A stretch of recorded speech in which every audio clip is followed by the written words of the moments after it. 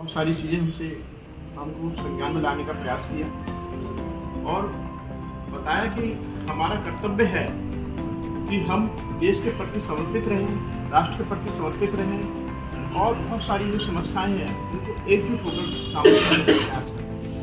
चाहे वो ऊर्जा संरक्षण की हो, चाहे देश की एकता की हो, चाहे देश की अखंडता की हो, चाहे विकसित भारत 2047 जो सपना है आदरणीय मोदी जी का, उसके संदर्भ में। तो जैसे कि ये सब चीज़ें जो बुनियादी जो आवश्यकताएं हैं वो देश की बुनियादी आवश्यकताएं हैं और जब हमारा देश सुरक्षित रहेगा तो हम भी सुरक्षित रहेंगे। तो इन्हीं शब्दों से आगे बढ़ते हुए मैं आदरणीय निरीक्षक जी से आग्रह करूँगा कि इस गणतंत्र दिवस के अवसर पर दो शब्द आशीर्वचन वचन देना चाहते हैं। आदरणीय अवसर जोरदार तालियां। आप सभी को 77वें गणतंत्र दिवस की हार्दिक बधाई, शुभकामनाएं। आज ही वह दिन है जिसमें भारत का संविधान 21 जनवरी 1950 में लागू हुआ और भारत एक संपूर्ण गणराज्य बना। आज हम सभी स्वतंत्रता सेनानियों के बलिदान के कारण हम आज़ाद भारत में आज़ाद महसूस करते हैं। एवं सभी सुरक्षा सेनानियों को जो बॉर्डर पर कार्यरत हैं सभी को शत नमन कि उनकी वजह से हम भारत में सुरक्षित महसूस कर पाते हैं। मैं उनके जवानों की ओर से कहना चाहता हूँ। आज लगा के नारे मेरे मत जाना तुम भूल, आज लगा के नारे मेरे मत जाना तुम भूल, देश प्रेमी की मेरी पूजा मुझे न चाहिए माला फूल, देश प्रेमी की मेरी पूजा मुझे न चाहिए माला फूल। तो जैसा कि हम सभी जानते हैं भारत असंख्य वीर जवानों स्वतंत्रता सेनानियों के बलिदान से बना है और संविधान से चलता है और हम सभी के दायित्वों एवं कर्तव्यों से मजबूत है। तो हम सभी अपने दायित्वों और कर्तव्यों को भली भांति सजगता से निभाएं।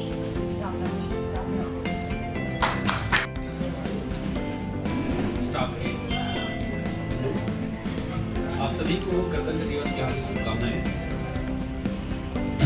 हमारे देश की संविधान की पवित्रता और महत्ता किसी से अनजान नहीं है। हमारा देश जब आज़ाद हुआ उसी समय दुनिया में बहुत सारे देश आज़ाद हुए और सिर्फ कमजोर संवैधानिक व्यवस्था के कारण बनते और बिगड़ते चले गए। अगर कहीं उदाहरण ले लीजिए पाकिस्तान का, जो हमारे साथ ही आज़ाद हुआ, उस देश के संविधान को बनाने में 9 साल लगे और संवैधानिक कमजोरी की वजह से आप देख रहे हैं कि क्या स्थिति है पाकिस्तान की। बांग्लादेश भी उन्हीं में से है। इसके अलावा दुनिया में आप अध्ययन करेंगे बहुत सारे देश इसे बढ़ते बिगड़ते चले। 77 साल होने के बाद भी गणतंत्र के हमारा देश अभी भी टिका हुआ है दुनिया में मजबूत आधार स्तंभ के रूप में, सिर्फ और सिर्फ ये संविधान है।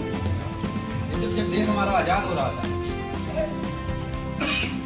तो दुनिया की राजनीतिक लाभी को एक शक था कि जो संवैधानिक व्यवस्था स्थापित करने की कोशिश कर रहे हैं रिपब्लिक की, तो दुनिया में आपकी भारत में चल नहीं पाएगी। कारण उसके पीछे उनका तर्क था कि उस समय हमारे जो देश की लिटरेसी थी वो 16% थी। इस तरह से लागू करने का निश्चय 26 जनवरी को किया गया। इस तारीख का बड़ा ही ऐतिहासिक महत्व है।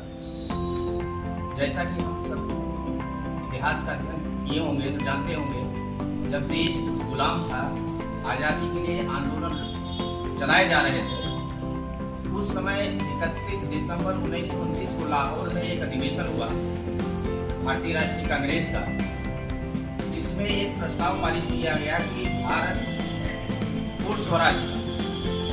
इससे पहले जो हमारी मांग थी वो डोमिनियन स्टेट की मांग थी। डोमिनियन स्टेट का मतलब ये है कि हम जो ब्रिटिश सत्ता है उसको स्वीकार करते हैं, उसके अधीन हम शासन करेंगे। ये पहली बार ऐसा था कि जब हमारे स्वतंत्रता सेनानियों ने ये मांग की कि पूर्ण स्वराज्य लेकर ही रहे और ये निश्चय किया गया कि 26 जनवरी को, हर 26 जनवरी को स्वतंत्रता दिवस मनाएंगे। और ये क्रम लगातार चलता रहा, लेकिन हमें आज़ादी 1947 में मिली, 15 अगस्त 1947 में मिली। आज स्वतंत्रता दिवस को 16 और मैं ये जानता हूँ कि ये जो नेशनल फेस्टिवल, ये घर हो या परिवार या देश, हम सभी को एक साथ बैठते देखा और चर्चा करने का मौका मिला। ये हमारे लिए बहुत अच्छी बात है।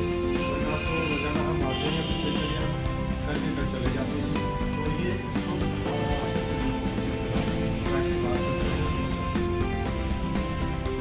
जैसा कि देवता और बरेलिया संगठन के बारे में, तो मेरा यहाँ ये कहना है कि संविधान को हमारे देश में वो केवल बाकी देशों के संविधान की तरह नहीं है, बल्कि ये वर्ल्ड की रिसर्च है।